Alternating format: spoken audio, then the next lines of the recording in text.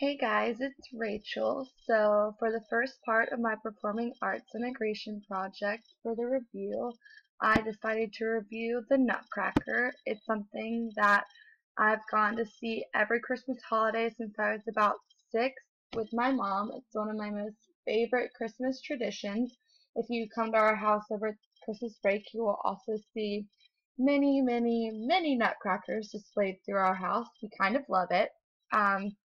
Now, of course, I haven't seen it this year in order to review it, but I've seen it so many times that I can review it off the top of my head, and I will be going to see it again over this Christmas break. So I think that this was a perfect one for me to review.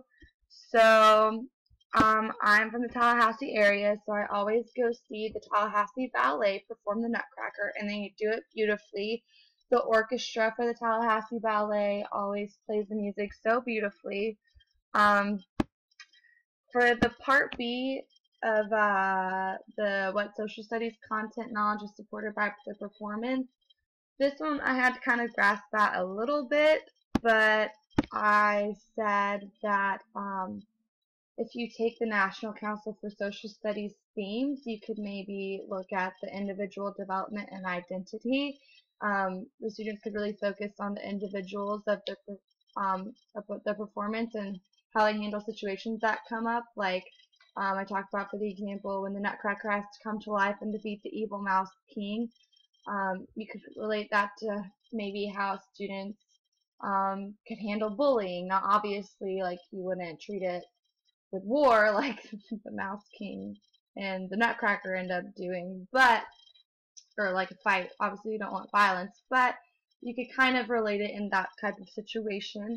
And for what expressions of culture or global connections could be promoted through the performance, I said we could talk about German history because the original story of the Nutcracker was written by a German man, and I said that let's see, students beforehand could look up information about culture and history of Germany, and when you go see the performance, you could try to pick out things that you notice about the performance that might have been based on or influenced by Mr. Hoffman's experience in German culture. And for the how can the performance also be used to teach arts related next generation Sunshine State standards, I said you could use the standard that says every art form uses its own unique language, verbal and nonverbal, to document and communicate with the world. I think this is a perfect one to use for the Nutcracker because obviously with a ballet there's not really talking. You use music and dancing to express language, so I thought that would be perfect for this one. And you could even if you couldn't have your students go to the Nutcracker performance, there's plenty of YouTube videos of different parts of the play, of the ballet. Especially, I decided that I would use my favorite part of the performance, which is when the Sugar Plum Fairy dances, and the song is very recognizable to the world. It's like a very, I'll play it for you guys in a second, but that could be a fun way for the students to review it because it's a song that they would all know, and I thought it was really fun, so I'll play it for just a second for you. This is not the Tallahassee Ballet, but it's a very beautiful rendition of it.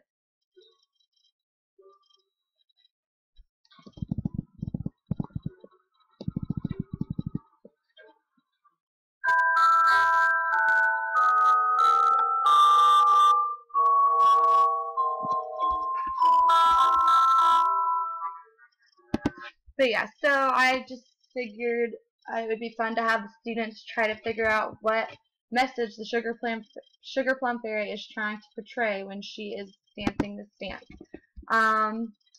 For the second part of the performance thing, I decided to talk about bluegrass music because I am from a very small town just west of Tallahassee named Quincy, and bluegrass is a pretty big part of some of our culture. Everyone really loves it, and so there's actually, I'm sorry, that was my cat.